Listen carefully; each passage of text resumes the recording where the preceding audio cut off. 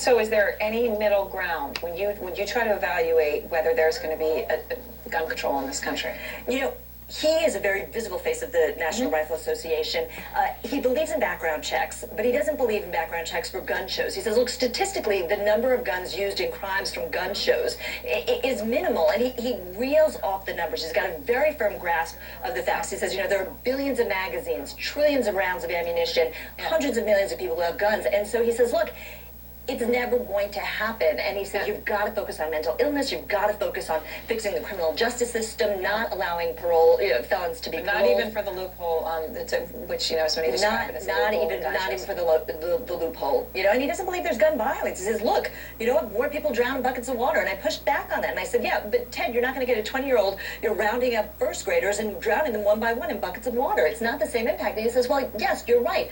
But let's look at, for example, drunk driving. He said, drunk drivers kill more innocent people than do guns every year, and you're not going to ban cars. So he's got a very deep connection with the facts and the facts that he needs to make his argument. And the analogies he wants to. All right, well, it is going to be a really fantastic Monday when Deb's full piece with Ted Nugent is going to be out front on Monday. And oh, my goodness. Okay, so that's why I'm done with CNN right there, man.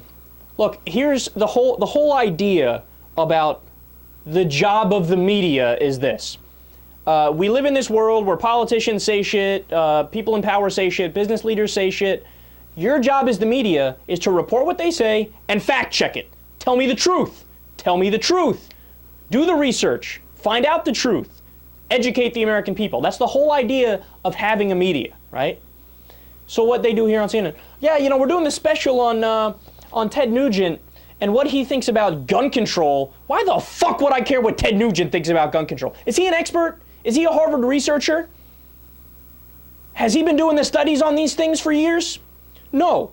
He's a guitar player with a tremendous ego, a loud mouth, who says bullshit things, and for whatever reason, it behooves me, but CNN treats him as not only an equal part of the debate. Now they've crossed the line. They say, oh, Nugent, he has a deep connection with the facts. Let me tell you, a deep connection with the facts. No. See, this is why you guys listen to this show, because I don't beat around the bush. I'll give you the actual facts, right? And I'll prove my case. I don't just give my opinion and that's it. I'll prove it with numbers, with actual facts, right? So here's the bottom line. I've heard Ted Nugent speak about guns at length. In fact, I watched a whole episode of Piers Morgan with him from years ago, or a year ago, around that time frame, where he goes off talking about guns. I fact-checked everything he said about guns. Not a single thing he said was true. Not a single thing he said was true. Here are the actual facts. The core of Ted Nugent's argument is more guns equals more peace. Let's look into that. Harvard did a meta-analysis of all the firearms research from recent years. A study from Lisa Hepburn and David Hemingway, Firearm Availability and Homicide, a review of the literature, Aggression and Violent Behavior, is the name of the study from a review journal in 2004. The findings: where there are more guns, there is more homicide. Another study from David Hemingway and Matthew Miller, Firearm Availability and Homicide Rates Across 26 High-Income Countries. This was from the Journal of Trauma in the year 2000. The findings: across high-income nations, more guns equals more homicide. A study from Matthew Miller and Deborah Azriel and David Hemingway, household firearm ownership levels and homicide rates across U.S. regions and states. The study was done from 1988 until 1997. It was published in the Journal of Public Health in 2002. The findings: across states, more guns equals more homicide. There's a Johns Hopkins study on the right to carry laws, which lead to an increase in aggravated assaults. So this is an important thing here, because another one of Ted Nugent's specific claims is, where they have right to carry, they have less violence, less assaults. Turns out, from the Johns Hopkins study, it's an increase in aggravated assaults anywhere from 1% to 9%, depending on the state. And if you don't think that's a big number, bear in mind we have over 1 million aggravated assaults every year. So it actually is a big number. And if more guns equals more peace, like Nugent tells us, then why is it that the United States, we have 300 million guns, Why aren't we the most peaceful then? We're not even close to the most peaceful. In fact, of the modernized industrial nations, we're the worst in terms of gun violence. So what happened? You tell me more guns equals more peace. We have more guns, we don't have more peace. The highest crime rate per capita, gun crime rate per capita, Alaska. They have some of the most lax gun laws in the country.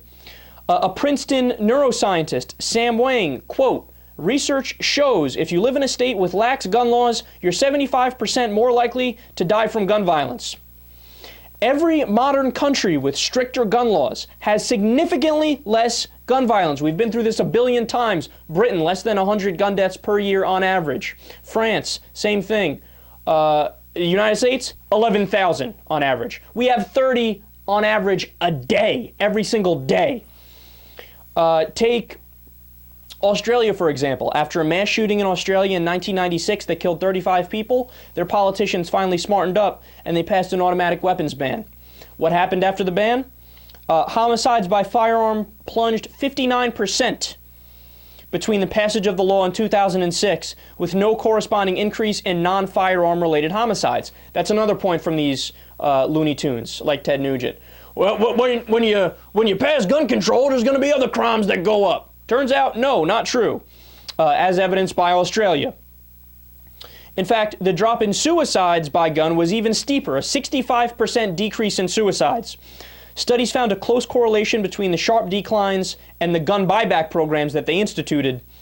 Robberies involving a firearm also dropped significantly. Meanwhile, home invasions did not increase, contrary to fears that firearm ownership is needed to deter such crimes. But here's the most stunning statistic. In the decade before the Port Arthur massacre, which is the Australian massacre, there had been 11 mass shootings in Australia. There hasn't been a single one since. And if Australia is not enough for you, if all of these different studies, all of this different evidence is not enough for you, case in point, Japan. Japan flat out banned guns. Now look, I'm not in favor of that. In fact, we do have the Second Amendment in this country. It doesn't protect things like assault weapons, and honestly, it doesn't even protect things like handguns or the modern age rifles. It was written about muskets, right? But even with that being the case, I'm more than lenient on this, and in fact, I believe in the right to bear arms to a rational degree. So I'm not in favor of banning guns. I think that's crazy. But Japan did that, and the proof is in the pudding. They had 2 gun deaths in the year 2006. One year they had 22 gun deaths. It was a national scandal. We have more than that on average every single day. We're swimming in an ocean of guns.